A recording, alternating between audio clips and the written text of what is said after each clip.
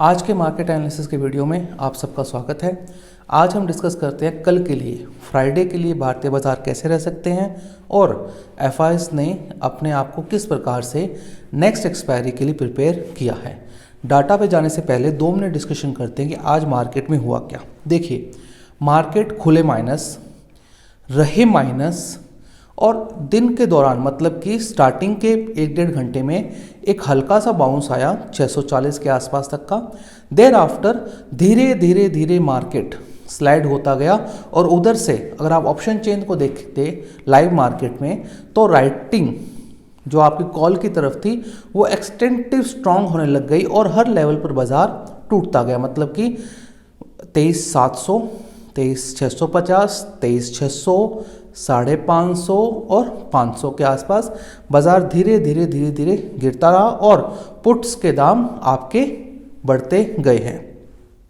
अब यहाँ पे आज एक्चुअली देखें तो ऑप्शन जो राइटर थे इंट्राडे वाले वो ट्रैप हुए हैं, लेकिन जिन्होंने पुरानी ऑप्शन राइटिंग कर रखी थी उनके कोई ज़्यादा नुकसान नहीं हुआ, क्योंकि जैसे मैं पहले बताया था 23,700 की जो कॉल पुट थी वो 230 के आसपास थी।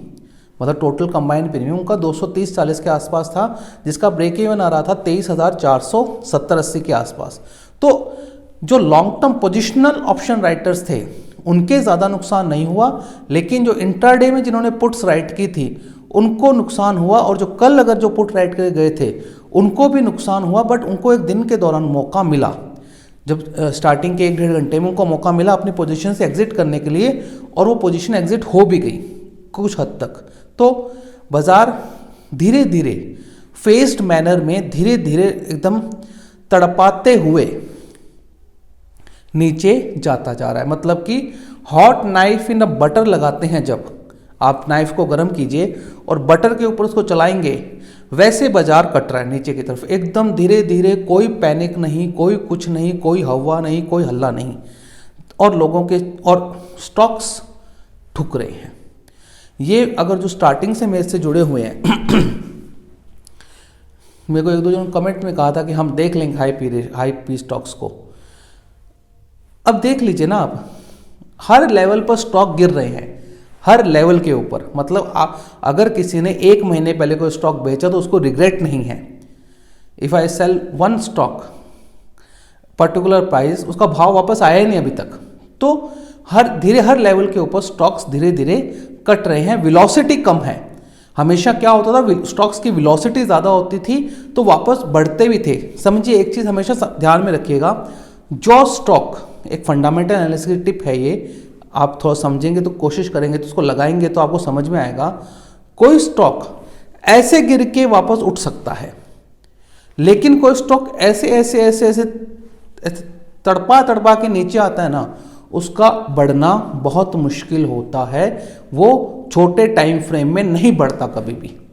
लेकिन जो झटके से नीचे आता है, देयर आर प्रोबेबिलिटी चांसेस एक बार का बाउंस उसमें जरूर आता है। लेकिन जो स्टॉक ऐसे टूटते हैं, देयर आर फेस्ड मैनर के अंदर जो टूटते हैं, दैट इज अ डेंजरस। तो स्टॉक्स तो बहुत खराब टूट रहे हैं, लोगों का पोर्टफोलियो हर दिन नीचे जा रहा है और ये जाएगा। क्यों? डाटा ये बोल रहा है, प्लस एक सिंपल सी बात है, गवर्नमेंट का कोई इंटेंशन नहीं है। गवर्नमेंट स्टॉक मार्केट की तरफ ध्यान ही नहीं दे रही है। उनका सिर्फ ध्यान है जो हमारी जो पॉलिसीज़ हैं उनको, मतलब उनको पता है वोट कैसे मिलते हैं। 2022 से 24 तक उनको क्या लग रहा था कि वोट स्टॉक मार्केट से मिलते हैं, लेकिन ये गलत साबित हो गया। वोट स्टॉक मार्केट से नहीं मिलते, वोट एक्चुअली के अंदर आपके रीजनल लेवल के ऊपर काम करने से मिलते हैं या कोई योजना चलाने से मिलते हैं जिनका बेनिफिट लोगों को मिलता है, तब वोट मिलते हैं। देर आफ्टर देख लीजिए ना, सरकारी कंपनीज 4 जून के लो के नीचे है। इसका मतलब क्या है समझिए, इंडेक्स को छोड़ दीजिए, इंडेक्स को 21,200 का शायद तक लो है 4 जून का, 4 जून के लो के नीचे है।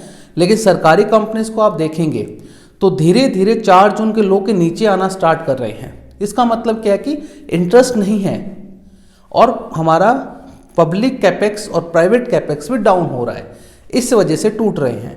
तो मुश्किल है, कुछ थीम्स चलेंगी आपको ध्यान रखना पड़ेगा। अब नंबर आने चालू हो रहे हैं, आज TCS और टाटा एलेक्सी के नंबर हैं, उसकी डिस्कशन भी करेंगे अपन। तो डाटा तो खराब बनते जा रहे हैं on the micro level as well as the macro level. तो थोड़ा सा आप कॉशियस वाला समय है। बाजार में पिछले 4 सालों में अंधाधुन पैसा बना है। अगर 1-2 साल म्यूटेड रह जाए तो कोई बड़ी बात नहीं है, पहले भी रहे हैं। जो लोग नए हैं उनको ये बात नहीं पता। बाजार 2-2, 3-3 साल तक म्यूट हो जाता है, लोगों को समझ नहीं आता कि करें क्या, और पैसा बनता है ऑप्शन राइटर्स का, चाहे स्टॉक का ऑप्शन राइटर हो चाहे इंडेक्स का ऑप्शन राइटर। क्योंकि समझे बात को कि बाजार कहीं नहीं जाता। अब लोग आर्ग्यू करेंगे ऐसा थोड़ी होता है, आप कोई सा भी साल देख लीजिए, काफी समय तक एक टॉप लगने के बाद में वो उसको ब्रीच नहीं करता, समय लगता है। क्यों? अर्निंग उसके हिसाब से आती हैं, पीस उसके हिसाब से एडजस्ट होते हैं, प्राइस टू बुक वैल्यू उसके हिसाब से एडजस्ट होती है। Thereafter the index will move up. कोई 5-7% बढ़ जाए तो उसका नहीं है, लेकिन जो आप एक्स्ट्राऑर्डिनरी तेजी 2020 से 2024 में देखी है वो नहीं होती है। तो इसको थोड़ा ध्यान रखने वाली बात है। टीवी वालों तो क्या है, वो दिसंबर में ऑल टाइम हाई लगवा रहे थे, शर्म की बात है। मतलब कि आप डाटा देख रहे हो, उनके पास इतनी न्यूज़ है, इतना उनके पास इंफॉर्मेशन बेस है, सब कुछ उनके पास है, तो भी लोगों को भटकाने के लिए नवंबर में हाई लगा देंगे, दिसंबर में हाई लगा देंगे, जनवरी में हाई लगा देंगे। अरे भाई, हाई लगने से होगा क्या? If the Nifty reach the highest all time high, what will you benefit to me? मेरे को बेनिफिट कब होगा? जब मेरा स्टॉक, मेरी कंपनी चलेगी। एक सिंपल सा लॉजिक है। अगर मैंने कोई खराब कंपनी या हाई वैल्यूएशन वाली कंपनी डाल रखी है, या मैंने मजगांव डॉक डाल रखा है, मैंने अदानी ग्रीन डाल रखा है, मैंने अदानी टोटल गैस डाल रखा है, मैंने मान लीजिए कि पॉलीकैब डाल रखा है, मान लीजिए ये आपका एंजल डाल रखा है, मोतीलाल ओसवाल डाल रखा है, तो उसका भाव कब आएगा? उसका तो नंबर आने से आएगा ना भाव। तो भाई हाई पी वैल्यूएशन के स्टॉक्स हैं ये सारे सारे, 1-2 को छोड़ दे तो। अब हाई पी वैल्यूएशन के स्टॉक्स में तो नंबर जब तक नहीं आएंगे तो परफॉर्म नहीं करेंगे। अदानी ग्रीन का भाव 4000 था, अब 4000 ठोक के कितना 1000 के नीचे आ गया। आज किसी ने क्या उखाड़ लिया? टी वालों ने रोक लिया क्या? या मजगांव डॉक देख लीजिए, कोचिन शिपयार्ड देख लीजिए, आपका टाटा पावर देख लीजिए, आपका ओला देख लीजिए। मैंने तो पिछले ओला की वीडियो बनाया था, एक शॉर्ट ही बनाया था, और वीडियो में कहा था अरे नहीं चलेगा ओला, कोई कितना भी जोर लगा ले नहीं चलेगा। क्यों? ऐसा नहीं चलता है। लेकिन लोगों को फंसना है तो फंसो, बढ़िया फंसेंगे तब शॉर्ट मारेंगे, सिंपल सी बात है। इंटरडे शॉर्ट मारो तो 5-5% मिल रहा है, 5% शायद तक आज भी टूटा हुआ 4-5% ओला। तो मतलब कि कैश में भी शॉर्टिंग कर रहे हैं तो पैसा बन रहा है। क्यों? नंबर खराब है भाई। अगर वैल्यूएशन सस्टेन नहीं, 1 लाख करोड़ का मार्केट कैप को कंपनी लेकर बैठी है, 1 लाख करोड़ का मार्केट कैप, और धंधा कुछ भी नहीं है, तो उसका सोचना पड़ता है। Back to the point. तो टीवी वालों पर मैं कहता हूं, अगर आपको लॉन्ग टर्म इन्वेस्टिंग सीखनी है और करनी है और पैसा बनाना है, यहां पर टीवी वालों से, यूट्यूब वालों से, मेरे से भी, और टेलीग्राम वालों से, इंस्टा वालों से, और किसी भी सगे संबंधी से, दोस्त से, सबसे दूर रहिए। किसी से कोई स्टॉक टिप मत लीजिए, सब गलत बताएंगे, सब गलत बताएंगे। क्यों? नजर लग जाती है। आपका कोई रिश्तेदार आपको स्टॉक टिप दे, अगर आप इंस्टाग्राम पर हैं, इंस्टाग्राम पर स्टॉक पिक दे, टेलीग्राम पर दे, यूट्यूब पर दे, टीवी पर दे, हाँ, किसी से वो स्टॉक तो लेने ही नहीं है, चाहे वो डबल क्यों ना हो जाए। आप स्टॉक देखिए, मेरा आप ये फंडामेंटल एनालिसिस का कोर्स की 5 क्लासें ले लीजिए पहले, कितना टाइम लगेगा? 10-10, 15-15 मिनट की हैं, 1 घंटा आपका लगेगा। 1 घंटे आप लेने के बाद में कुछ मत देखिए, वो 5-4 चीजें देख लीजिए। मैं कहता हूं आपको स्टॉक फाइंडिंग में गलती कभी नहीं हो सकती। आपके 70 से 80% स्टॉक डिसीजन तो पहले 2-3 वीडियोस के अंदर ही निकल जाएंगे। किसी में प्रमोटर होल्डिंग कम होगी, किसी में रिटेल का कोटा ज़्यादा होगा, किसी में आपका म्यूचुअल फंड वाला नहीं होगा, किसी में लोगों को माल पर नया होगा। लेकिन लोगों को क्या चाहिए? स्टॉक्स चाहिए। ऐसा नहीं होता है, क्योंकि टीवी पर जो स्टॉक आया वो कभी नहीं चलता। 2020 से 24 की छोड़ दीजिए, ये एक एक्सेप्शनल साल थे, तगड़ा पैसा बना, मानना पड़ेगा। देखिए पैसा बना है तो बना है, उस पैसे को बचाइए, खर्च कीजिए, फिर इन्वेस्ट कीजिए। खर्च करेंगे क्योंकि देखिए मार्केट खा जाएगा, मार्केट किसी का भी कितना भी पैसा खा सकता है, आपकी मेरी तो कोई औकात भी नहीं है, कितना पैसा किसी का खा सकता है। मैं यहाँ पर थाउजेंड्स ऑफ करोड़ की बात कर रहा हूँ, तो इस चीज़ का थोड़ा ध्यान रखिए। स्टॉक्स टिप्स में मत जाइए, इंस्टाग्राम वालों में मत जाइए, फंसेंगे ही। मैं आपको स्टॉक बताता हूँ, बैद फाइनेंस, ये किसी ने इंस्टाग्राम वाले ने दिया, मैंने कमेंट में भी लिखा मैं क्यों फंसा रहा यार लोगों को, तू 33 रुपये का स्टॉक आज 13 रुपये पर हो गया। उसने कहा मैं इतने ले रहा हूँ, उसका शेयर होल्डिंग पैटर्न देखे तो 35% कंपनी रिटेल के पास में है, क्या घंटा चलेगी कंपनी। लेकिन लोगों को वो बैद फाइनेंस लेना है, क्यों लेना है, इस इंस्टाग्राम वाले ने बताया है। मैं कभी नहीं बताता किसी को स्टॉक, क्यों नहीं बताता, पता है मेरा एनालिसिस, मेरा रिस्क एपिटा अलग है। मैं किसी स्टॉक को 30% नीचे में बर्दाश्त कर सकता हूँ, 50% नीचे में बर्दाश्त कर सकता हूँ, कई लोग 5% में नहीं करते, या कोई स्टॉक में 5% बर्दाश्त करता हूँ, उसके नीचे मेरी लिमिट नहीं है। तो ये समझना पड़ेगा। आप देख लीजिए बैद फाइनेंस जाकर क्या हाल है उस स्टॉक का। वो स्टॉक उसने बताया, मैंने मेरा फंडामेंटल एनालिसिस का पहला वीडियो का लेक्चर अप्लाई किया, इसमें प्रमोटर की होल्डिंग कितनी है, प्रमोटर की होल्डिंग के अंदर रिटेल वाले कितने हैं, मतलब नॉन पब्लिक में रिटेल वाले कितने हैं, उस 30% निकल गए। मैं यार इसने फंसा दिया लोगों को, और लोग उसमें लिख रहे हैं मैंने इस भाव लिया है, मैंने इस भाव लिया, आप तो निकल गए, हमें बचाओ। क्या मतलब है यार, लेकिन लोगों को तो फंसना है। They have to give their money to market. खुद एनालिसिस कीजिए, नहीं तो पीएमएस में जाइए, पोर्टफोलियो मैनेजमेंट स्किल्स में जाइए, कोई अच्छा पोर्टफोलियो मैनेजर हो उससे कांटेक्ट कीजिए, म्यूचुअल फंड में जाइए, निफ्टी 20 लीजिए, बैंक निफ्टी 20 लीजिए। लेकिन लोगों को चाहिए एक्साइटमेंट, बीपी ऊपर नीचे होता है ना तो मज़ा आता है लोगों को, वो एड्रेनलिन निकलता है ना, डोपामिन माथे से निकलता है तो उनको रिलैक्सेशन होती है, तो वो सिस्टम है। अभी भी कह रहा हूँ, worst is not yet over, worst अभी आना बाकी है, बहुत तगड़ा आएगा, धीरे धीरे आएगा। ये पहले वाला समय नहीं रहा कि बाजार टूट जाते थे, ये तड़पा तड़पा के मारेगा और ये लंबे समय तक चलेगा। लेकिन क्या कर सकते हैं, back to the point, cash का डाटा 7,636 करोड़ DIs ने खरीदा है, पूरे सिलेंडर्स खाली कर दिए, सब कुछ खाली कर दिया। 7,000 मतलब $1 बिलियन के आसपास का माल, $0.9 बिलियन के आसपास का माल इन्होंने खरीदा है। FIs ने माल बेचा 7,000 करोड़ का ही, 7,132 करोड़ का माल बेचा, DIs ने खरीद लिया।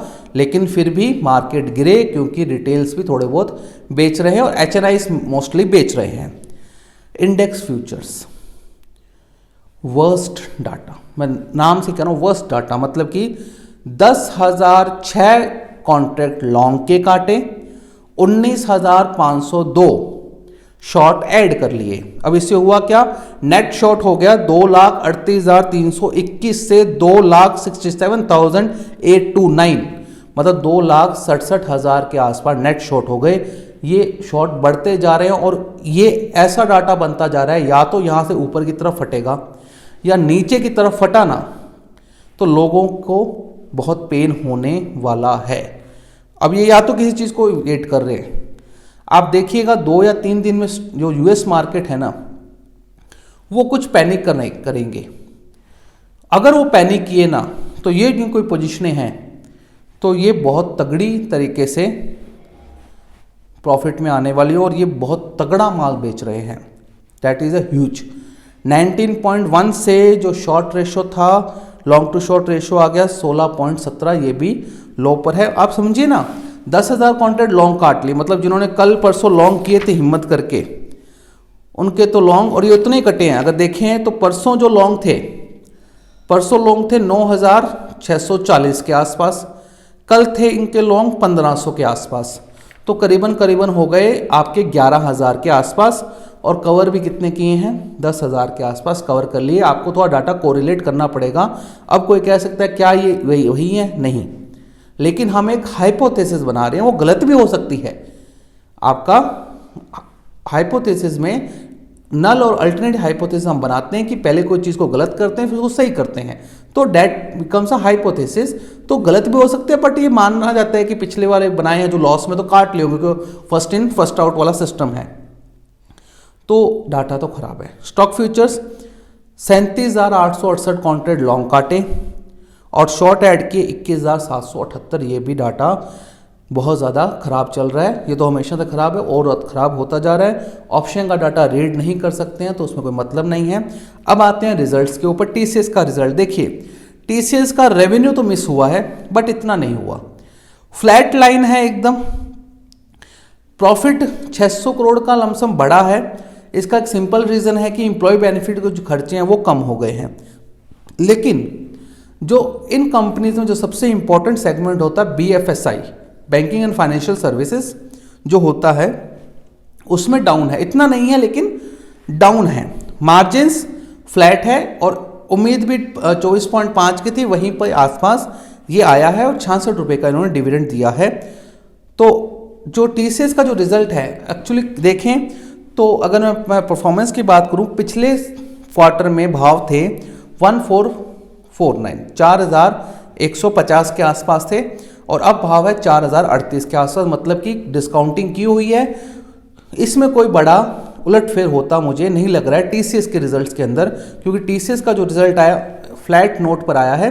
हाँ, कंपनी ने एक्विजिशन का कहा है और कंपनी ने कहा है थोड़ा रिवाइवल हो रहा है, हम प्लेसमेंट्स कर रहे हैं, बट ह्यूज कंपनी है, इतना कोई फर्क नहीं पड़ेगा क्योंकि ऑलरेडी भाव में ऐसा कुछ है नहीं। पिछले क्वार्टर से इस क्वार्टर में 3 महीने में कोई भाव कोई आसमान नहीं छुए हैं, ना ही गिरे हैं। तो that is a flat note के ऊपर रहेगा और मुझे कुछ लगता नहीं है कल इस पर इम्पैक्ट आना चाहिए टीसीएस को लेकर। और उसके बाद में आता है टाटा एलेक्सी के रिजल्ट। टाटा एलेक्सी का जो रिजल्ट डाउन हुआ है, रेवेन्यू डाउन है, 1.5% के आसपास रेवेन्यू डाउन है, मार्जिन्स डाउन है। अब रेवेन्यू डाउन है और मार्जिन थोड़े से डाउन है, पीबीटी डाउन है, लेकिन ये फ्लैट है। कारण क्या है, profit before tax. PBT down है बट फ्लैट है। अगर आप इसके नंबर्स को देखेंगे तो अदर इनकम का पिछले साल क्वार्टर में कंपोनेंट था जो इस बार आधा हो गया और उतना ही फर्क इनके नंबर्स में पड़ा है। लेकिन इस वजह से इनका ईपीएस ड्रॉप हो गया, करीबन 13.5% के आसपास इनका ईपीएस ड्रॉप हो गया, जो कि एक नेगेटिव है। स्टॉक कैसे रिएक्ट करता है, क्योंकि स्टॉक ने ऑलरेडी डिस्काउंट कर रखा है इन चीज़ों। कैसे, पिछले क्वार्टर में रिजल्ट वाले दिन, रिजल्ट से एक दिन पहले इसकी क्लोजिंग थी 7675 के आसपास, अब ये है 6400 के आसपास। तो प्राइस इन है ये इसमें कुछ ज़्यादा कुछ होने वाला नहीं है। क्योंकि देखिए, मैंने अगर आप ना देखेंगे बेसिस ऑफ स्टॉक मार्केट के अंदर मैंने उसमें बताया भी है कि रिजल्ट से पहले आपको उसका ट्रेंड पकड़ना पड़ता है। अब मुझे ट्रेंड दिख रहा है कि पिछले क्वार्टर के अंदर क्या भाव था भाई, 7,675, अब क्या भाव है 6,435। रेवेन्यू कितना डाउन हुआ, 1.5% का। ईपीएस कितना डाउन हुआ, 13% का। उतना ही स्टॉक डाउन है। तो डेट बिकम्स अ मोर और लेस इक्वल थिंग है। थोड़ा बहुत पंप हो जाए, उन मार्केट कंडीशंस पे चलेगा, कुछ बड़ा होने वाला लगता नहीं है इन दो रिजल्ट्स के अंदर। तो जो मैंने बातें बताई हैं, अगर किसी को बुरा लगा हो तो क्षमा चाहूँगा, बट ये सत्य है। लोग सत्य सुनना नहीं चाहते, वो अच्छी बातें सुनना चाहते हैं। वो हमेशा चाहते हैं कि अच्छी बातें बोले, लेकिन अच्छी बातें बोलने के लिए मैं नहीं हूँ। मुझे आपको एक आईना दिखाना, आप देखें ना देखें वो आपकी इच्छा है, बट जो होने वाला है या जो हो रहा है वो आपके सामने है। पैसा नहीं बन रहा, 4 सालों में बना, लेकिन अब 3-4 महीने से पैसा बनाना थोड़ा सा मुश्किल हो रहा है। किसी भाव पर स्टॉक ले रहे हो आप, वो नीचे ही आ रहा है। तो डेट इज माय कंसर्न कि पैसा बहुत मुश्किल से कमाया जाता है। तो इसका थोड़ा ध्यान रखिए। Thank you for watching. यहाँ तक आए हैं तो लाइक शेयर सब्सक्राइब जरूर कीजिएगा।